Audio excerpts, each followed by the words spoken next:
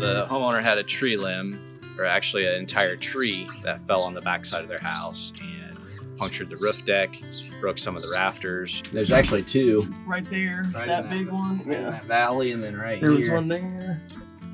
So now we're gonna get up on the roof and see if we can at least get it sealed up and weathered in until we can get it replaced.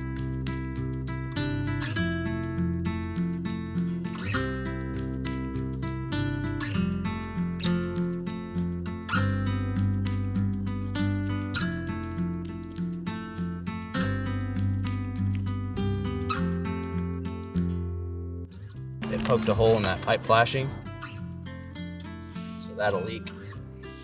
There's enough damage on both slopes. Since you've got damage on this slope and this slope, most of it have to be replaced anyway. To do the underlayments properly, they actually have to roll over the ridge. So even if there wasn't damage on this side, to install this slope, I'd have to carry that underlayment over the top, which gets us into this slope anyway.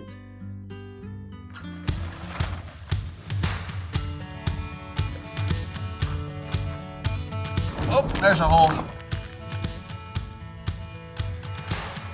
Man, that spot where that main trunk hit it, pretty bad. The other thing I want to try to see, like that shingles opened up, is there should be a little cellophane strip on most of the shingles that could tell us what brand it is and help identify it. It doesn't say anything, so that doesn't help. But I can get a true measurement on it now.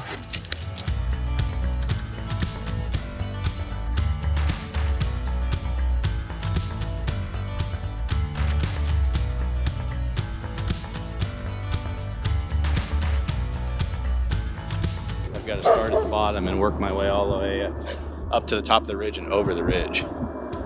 And then I'm gonna have to go, since they're having problems with it coming down that valley, I've got to go over that ridge and far enough out, basically most of this back slope.